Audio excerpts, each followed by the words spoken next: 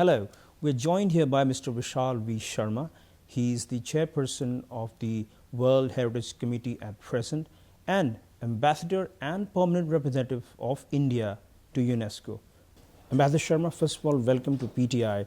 India is hosting the World Heritage Committee meeting in New Delhi for the very first time. What significance does it hold for India as it recalibrates its position in the world? First of all, namaste. To organize the World Heritage Committee requires considerable effort, but this displays India's organizational capabilities, its infrastructural capacities, global leadership, and international collaboration. Today, when it comes to heritage, the whole world is in India. The World Heritage Convention has been signed by 195 countries of the world, which is the whole world. And at a time when the Olympics are scheduled in Paris, when it comes to heritage, it's India. We are a global superpower when it comes to heritage. And from that perspective, the future is very bright because we are seeking two things. One, we are seeking to inspire our younger generation. Second thing is we are seeking to increase awareness in the minds of every Indian towards heritage. I remember the movie dialogue, when Shashi Kapoor and Amitabh Bachchan, they are asked, मेरे पास ये है, मेरे पास ये है, तुम्हारे पास क्या है? And the answer is, मेरे पास माँ है.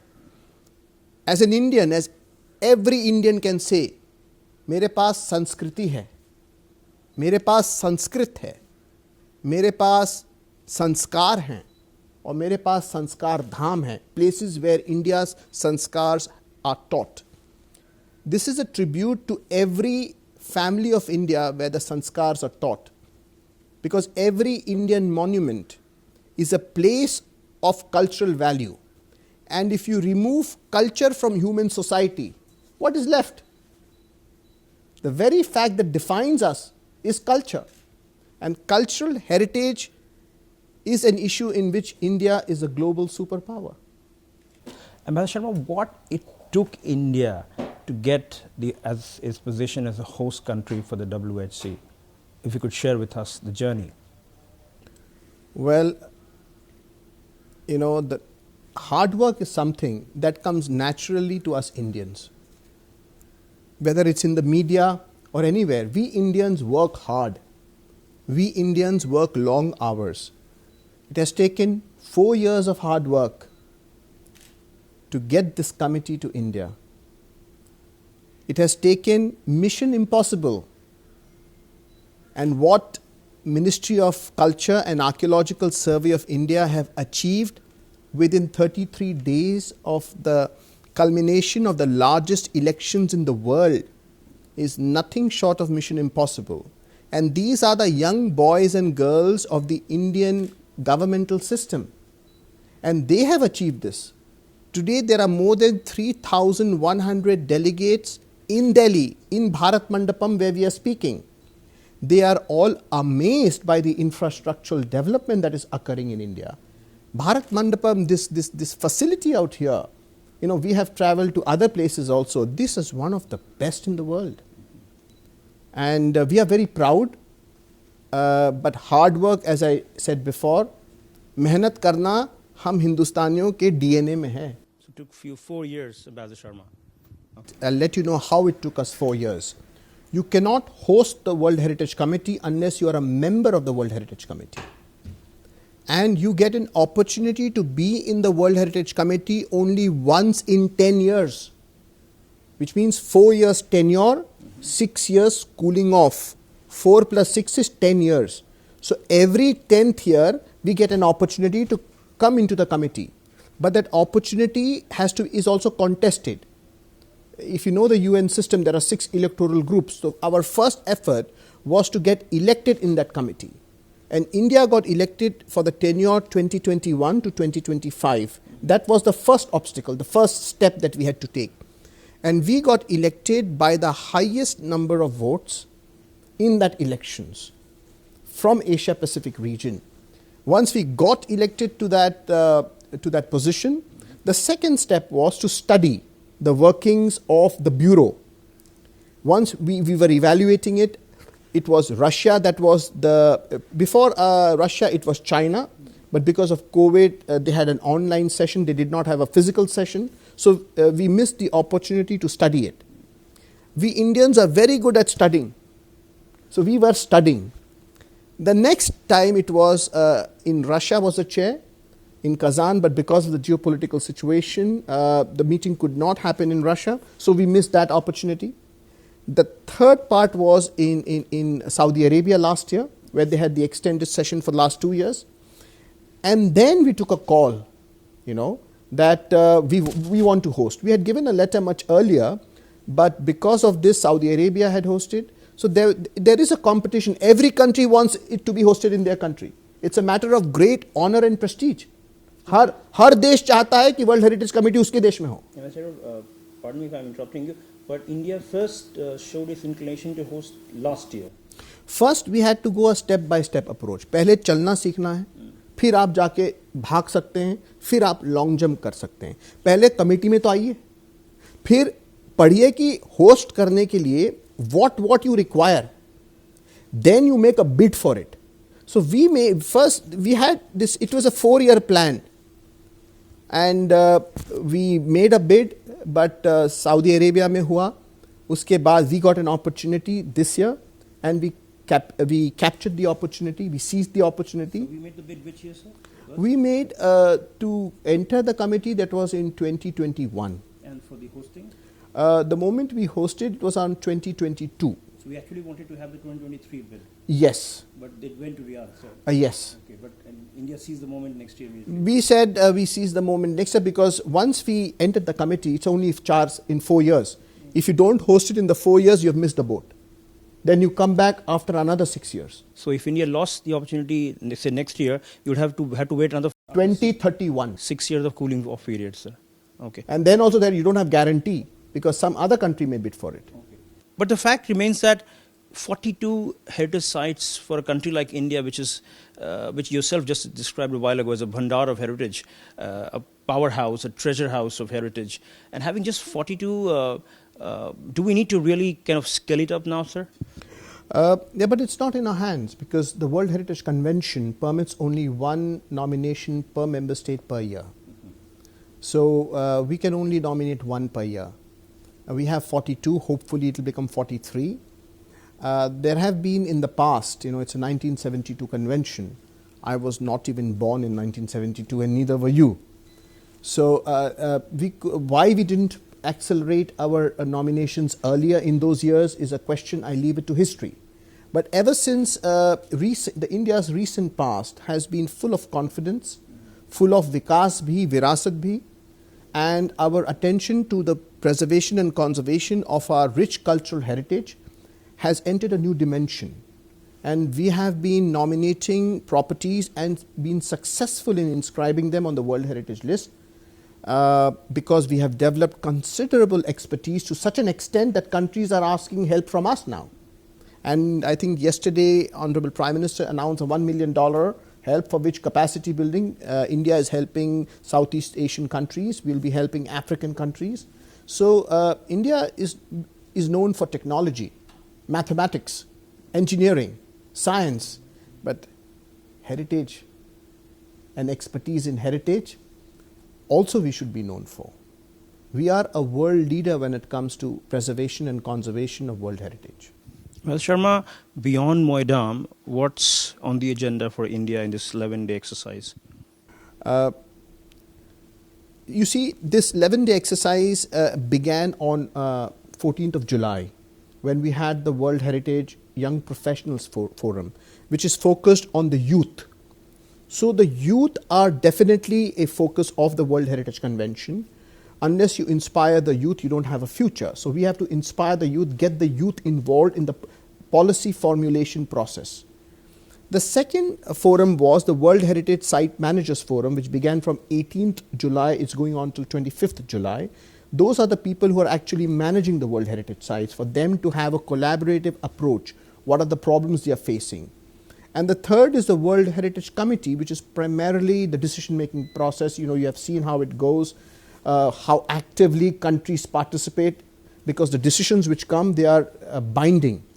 So going forward, our thing would be to, it's always to inspire and increase awareness, sense of ownership among our local communities who are the guardians of these World Heritage properties.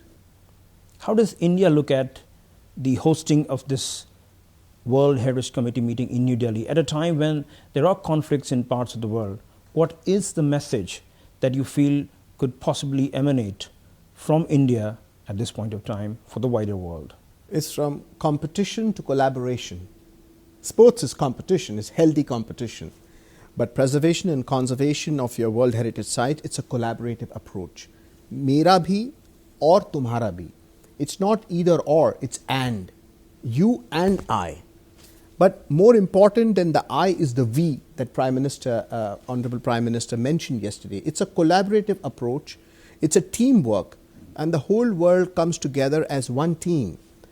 The name itself is World Heritage, which means it may be located in your country, but it's a heritage of humanity. It belongs to all of humanity, and you are a guardian for humanity. I think this is a beautiful message that culture unites in spite of our diversity. And unity in diversity, if ever there was a true context, it would be culture. So ultimately, what would be the message that will emanate from this meeting, sir? Unity in diversity. Unity in diversity, culture unites, and India's eternal message has always been the message of peace, harmony, and as I mentioned yesterday, sanskar. You saw the audio-visual, Aham Bharatam, yes. That is sanskar, that every Indian has, and that is culture. We have to preserve our sanskar. And it is not to say India is indeed a global superpower in culture. But in spite of being that, how do we help others? There is a spirit of helping others. And the message would be, the message that is India is contributing $1 million to help others, whether it's natural disaster, whether it's medical emergency, whether it's cultural heritage protection. India will always help the global south. That is one message. The second message is culture unites to Vishwa Bandhutva. At a time of the global events unfolding, what better place to give a message of peace and harmony than India, and what better platform to give it through than the platform of cultural heritage. So you're saying, so like India has been calling about vaccine Maitri, perhaps this is Virasat Maitri. You're perhaps helping your colleagues in the Committee of Nations to be able to preserve their heritage, which not just belongs to a person or a community or country, but to the wider humanity. I think you have summarized it quite well. Virasat Maitri, but Vikas bhi or Virasat bhi. We have to have a sense of ownership so that sustainable employment can also be generated. There are countries in the world, the developed countries, they earn quite a bit of revenue through their cultural properties, but we are not focused on over-exploitation. What we are focused on is preservation and conservation, but at the same time create sustainable employment for our local communities, because only then will the sense of ownership arise and they will become natural guardians of their own properties. They will not go and scribble on them. They will ensure that the plants or the grass is there. Let us not walk on it, but let us try to plant one more beautiful plant so the property looks good. If we can generate this kind of collective ownership, then I think this committee would have, in India, would have certainly delivered, and its legacy would have endured forever in the Indian heart. Ambassador Sharma, if we talk about the role of ASI, ASI is one of the nodal agencies organizing this committee in India. It administers and guards about over 3,600 monuments across the country, and majority of whom the World Heritage Sites are also with the ASI, barring a few which are with other agencies. But this country has phenomenally large number of heritage sites, including under the state administrations, local bodies, and some of them are also very historic in nature. Not that they are getting a World Heritage status. They're not getting any status for that matter. They don't even have a heritage status. The result of which is happening is that in the name of Vikas, that Virasat is being erased. What would be an amicable solution where the Virasat and Vikas do not collide but reconcile with each other? Well, we already have the Ancient Monuments and Archaeological Remains Protection Act, 1958. And whenever a heritage monument is there, it is brought under this Protection Act. So it's not true that those monuments are not being protected. You have an act since 1958, and they are being protected. That's why you had nearly 3,700 properties. As and when a property is identified, it is brought under that act. And once it's brought under the act, the ASI becomes the guarding body, and it cannot be tampered with. So India has very strong laws when it comes to protection of its heritage properties. And this is also happening after G20 and T20. Ambassador Sharma, both personally and as the ambassador of India in UNESCO, what is your feeling right now? देखिए, हार और जीत का जो concept है ये competition में होता है. The concept of victory and defeat is there in a competition. As I said before, this is not a competition, it's a collaboration. And in a collaboration, there is no defeat, it's only victory. Once you have fulfilled the guidelines, there is a process. It has to be on the tentative list for a particular amount of time. To bring it to the tentative list, you have to fulfill certain conditions. So getting a property on the tentative list is sort of a victory, if I were to say from one perspective. But it's an achievement more than a victory, because it's an achievement for the local community and for the state and for the nodal agency, the ASI, or the Ministry of Environment, Forest and Culture Chain if it's a natural property. After it's on the tentative list for I think 1.5 years, then you have the option to submit the nomination dossier. The nomination dossier preparation itself, it's like preparing a thesis of 1,000 pages with maps, with analysis. And this entire process to get a property on the World Heritage List takes about 8 to 10 years of hard work.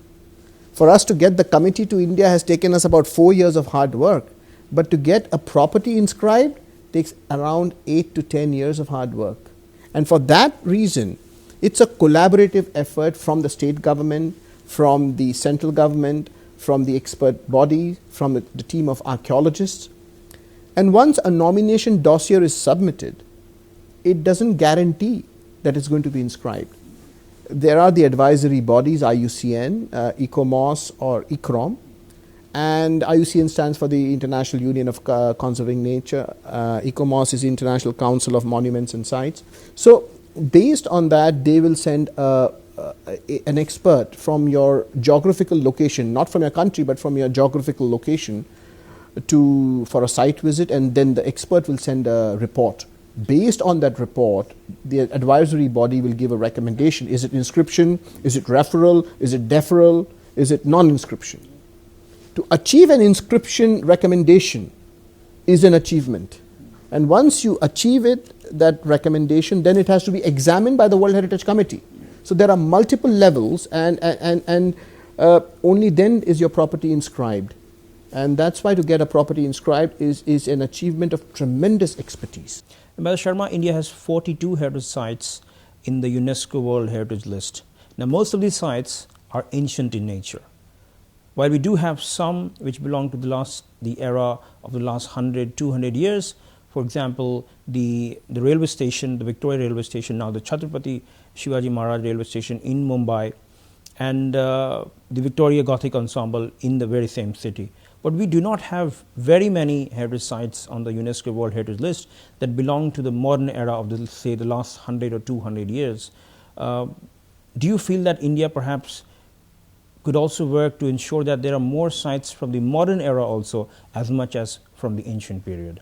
You have the Corbusier, the Chandigarh site is there from the recent past. And there are a handful. You see, we would like ideally to have all the sites of India inscribed. But we just get one slot. And if you just get one slot, it's like you just get one ball in the over. Now, do I hit a 4? I try to hit a 6, but that's it. You just get one slot because the competition. Every country wants its site to be recommended and inscribed. The push is quite a bit, but the capacity of the UNESCO World Heritage Center is limited given the funds that it has. So, and there is also push from different geographical regions. Why Western Europe is so highly inscribed? Why Africa is not? Really? So India is we are in the top 6. So we are pretty good given the comparative things with other nations. And but this is the fact, and we cannot inscribe more than that. Why we inscribe ancient sites more than modern? Well, because we get only one slot, and we try to put whichever is the best option available that will get an inscription recommendation. It depends on the collaborative effort between the state government, its bodies, the state of conservation.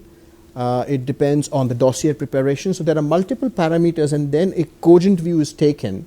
Which of those, it's not just one dossier that is presented. It's about 3 or 4 dossiers that are made. And then there's an expert panel that sits and evaluates which of the dossiers has the best chance to get inscribed. Ambassador Sharma, thank you so much. It was a pleasure to have you on PTI, and we wish you all the best for your future endeavors and for the remainder of the meeting sessions here in New Delhi. Thank you, and thank you so much.